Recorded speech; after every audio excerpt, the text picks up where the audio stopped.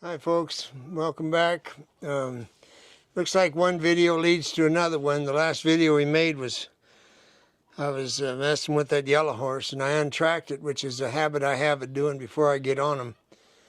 And I typically cinch my horses 3 times. And if you tie a horse to a fence and pull the cinch tight while you're standing there tied to the fence, you're headed for really big trouble. Some horses, you get away with it, but that one that you don't get away with it, he's going to learn to pull back. Okay, if you have a cinchy horse, which we used to have one, and I cinched him real light, then I started walking him in circles and disengaging the hindquarter, crossing over, then over time he's not cinchy anymore. So he'd been pulled too tight, too fast, too quick, the latigo. So that's just that particular horse I got away with it. I've done a couple of horses by taking my time cinching them. They got over being cinchy. So what I want to show you is this untracking is what we call it. If you want to use more syllables, it's disengaging the hindquarter. And I want to explain to you why and how it works. So when the saddle's on, or when you're just doing groundwork and you're schooling a colt,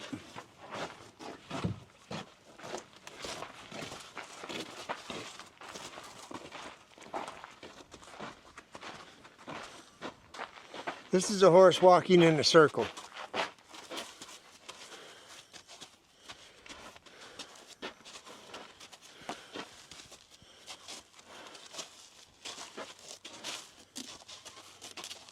All right, you notice how his feet are just like he's walking down the trail. All right, now I'm going to step in and disengage his hindquarter, and his hind legs will cross. Now please notice that where I'm at on the horse, my left hand has the lead rope, and I'm right at the rib cage. I'm right next to the horse. I can rub his side with my left elbow. A lot of people stand out here and think they're going to untrack a horse, and it's harder to do. Okay, so get in close and bend that neck and bump that head. I'm bumping the head until I don't have a tight lead rope. And you'll notice he crosses over. Now the way it works is that when the hind leg crosses the right hind, either or, what that tells you that a horse is let down. In other words, they've relaxed. And it's impossible for a horse to buck with his hind legs crossed. It's impossible for him to run away. So we'll call it insurance, but it's something that people that have worked on ranches have learned this over the years, that helps you know when you get on, you got a better chance of making it. And when you're young, you don't care. Well, that's why I now have bad knees and all the fractures. Well, okay, just bear in mind, it's not impressive to ride a horse that bucks when it's in your string. It just shows your lack of knowledge, which is what I was at that age when I was doing this.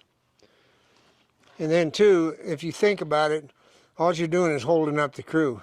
They can get a thrill by watching Oprah. They don't need to watch you ride a horse that, and typically they're not even kicking up behind them, they're just kicking at their belly. So anyway, untracking the horse helps the stomach relax, helps the spine. Now, what you'll notice then when the saddle's on, right here where the back cinch goes, as the horse crosses, the stomach extends and pushes on the rear cinch.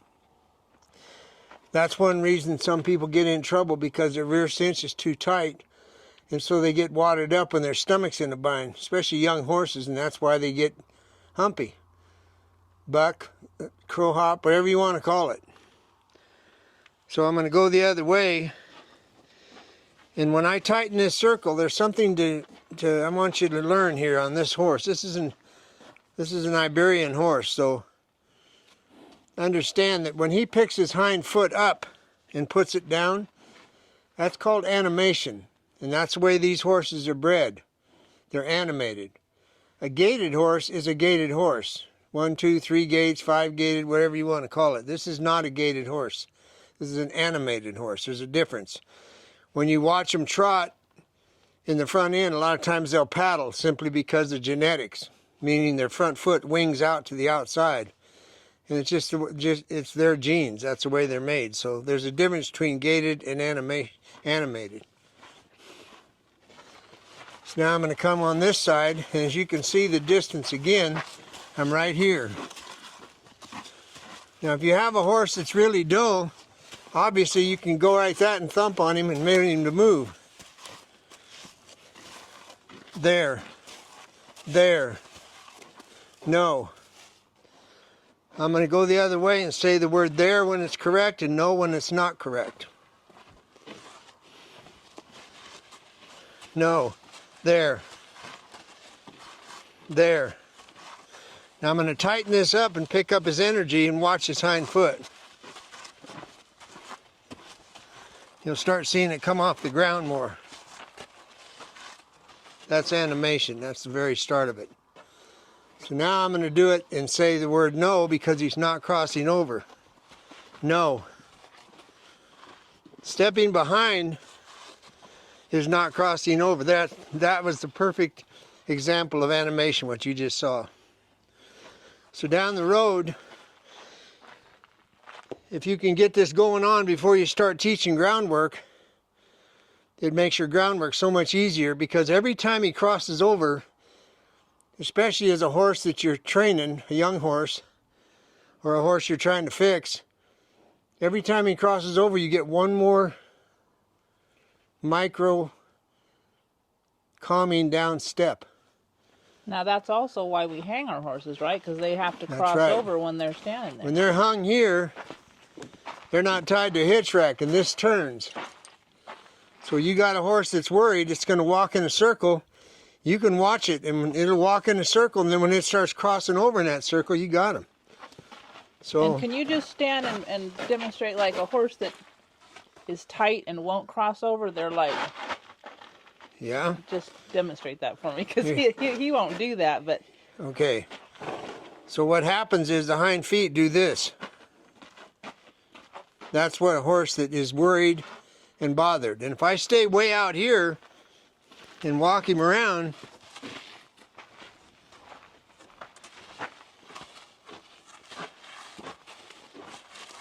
that's what a horse does that's worried.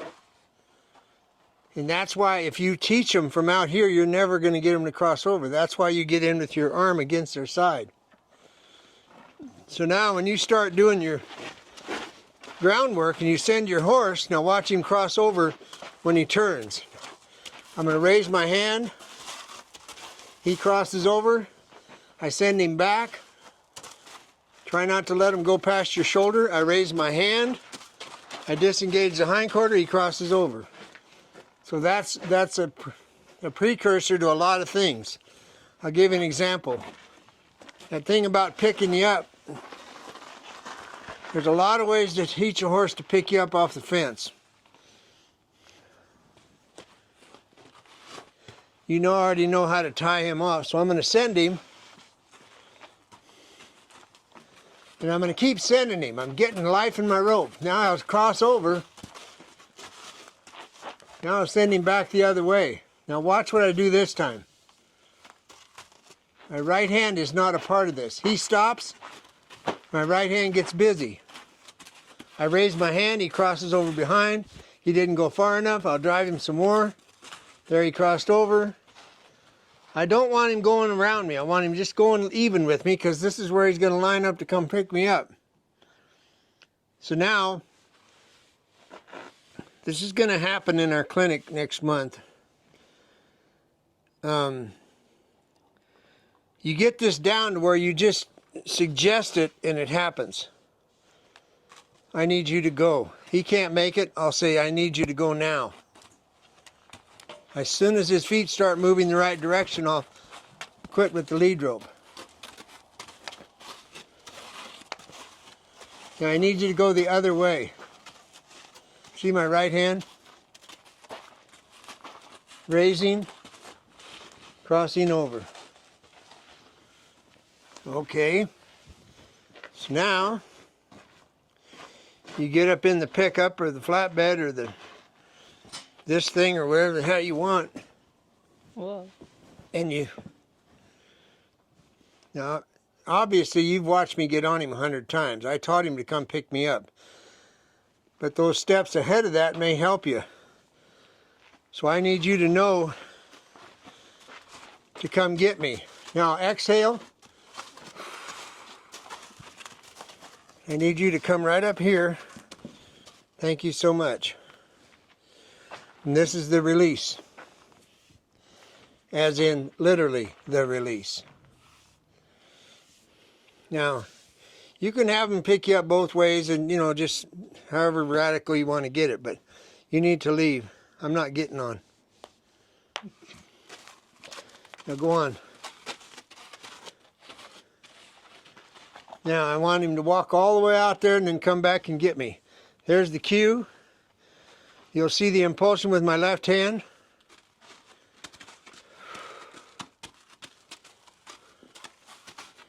Hind quarter over. Hind quarter over. Straight. And come on in. Okay. If you have a tough horse that braces up, 10-year-old gelding that was spoiled rotten, then you can brother-in-law him. You get somebody on the ground with a flag or a lead rope, and as you're asking it to move its hip over and you're standing up here and you can't get off of this thing because then you lose the idea of what we're doing, then the person on the ground helps you. And the person on the ground has to have timing enough to know that as soon as the horse moves correctly, they quit. Now, for Chinako, this is just like everything else I've taught him. If he steps forward, I put him back where he was, and then I put him where I want him, and then I leave him alone. Don't steal a ride, because if you feel like you got to hold on to the lead rope the whole time, then you're not going to get what's known as the feel. All right, he's used to me getting on now. Well, he's done groundwork 5 years ago, so I'm going to say, I need you to leave. Here comes my right hand. Leave. It's against his train of thought about being trained, but there's nothing wrong with tuning a horse at this. Go down there, give me some distance, get correct, and now I will exhale and you will join me. Thank you. Okay, this is not a parlor trick. It's a very credible thing. Our friend Bob Snyder, one of the best cowboys I ever got to ride with, on the roundup over on the west side of the Bighorns, I think around, doesn't matter where it was. Anyway, it was on the other side. He got hurt bad. He hurt his leg. And on a horse that wasn't the one that we sold him. So the next day he rode the horse we sold him because he was trying to rotate through his string. But the horse he got from us was the only one that would pick him up anywhere, off a rock, a log, a shit, anything. So he used that horse for the last 4 days of the roundup and was able to stay on the payroll because he could get on and off. So that alone is worth knowing. And Bob was not the kind of guy that would whine, believe me. So he had an advantage because that horse knew how to do this. And it may save you dragging your leg a really long distance. Anyway, I hope it's cleared up about the crossing the hind legs. That's why we disengage them before we sit. I cinch. I put the saddle on so it'll stay on in case he shakes. I untrack him. I tighten him again. Untrack him the other way, tighten him a third time, untrack him one more time, and get on. That's typical. Now, even when you're out on the trail, if you tighten your cinch, it's not that you untrack him necessarily, but you'll move him forward at least. Yeah, when I'm outside, when you know, the rule of thumb, cowboys, when you get to the first gate, a lot of guys will get off and take a leak, and then they'll tighten their cinch at the same time. Because the horse's saddle's settled, blankets are down, especially in the fall and the winter, because their back was cold when he left, and da-da-da-da-da. But Something I wanted to tell you, because you know I always have to have a rant about politics, is that we just finished a 100,000 acre fire up north in San Luis Obispo and Santa Barbara County. So there's a whole bunch of brushland that burnt that was used for pretty much nothing because it was just brush. So it made this really hot fire, and a whole lot of money wasted on putting the fire out. I mean, they had to put it out. But right now it's all burned off. So this is when I would put about 50 cat skinners up there in all them hills and work them draws and take their dozers and make ponds. And we get the earthen dams up. And so when the rain comes this fall, you don't get to see it all on the news about the big landslides. It'll slow the water down at the source, and by the time it gets down to the bottom, it's not running like it does normally. So this can be avoided right now because it's real easy to walk in there with the cat. You don't need an environmental statement because it's nothing but black ashes. There's no whole lot, there ain't going to be no impact. And on that note, if you dig a pond, an earthen pond, the whole trick is the overflow. You make it go back the other way and walk around the end of the swale of the dam. And I know you guys that do this already know what that means, but the point is you don't wash out the earthen dam by letting it fill out and let it overflow across the front. Okay. The other thing is you go up the draw from where you made the dam and you pick the perfect place to make the dam. Everybody that's been around rough country knows where those places are. They're in the drainages. Anyway, if you dig a couple more short ponds above that, 100 yards and 300 yards, it'll catch the trash. Those are called trash ponds. And they'll stop a lot of the debris and the sand, and then the good water goes on down for drinking water when the cattle come in December. Oh, the cattle, yeah. You might want to open it up for grazing, and then next summer, the fire danger will be there because it's California, but the fire cost will be less than half of what it cost this time. I know I feel better. Thank you.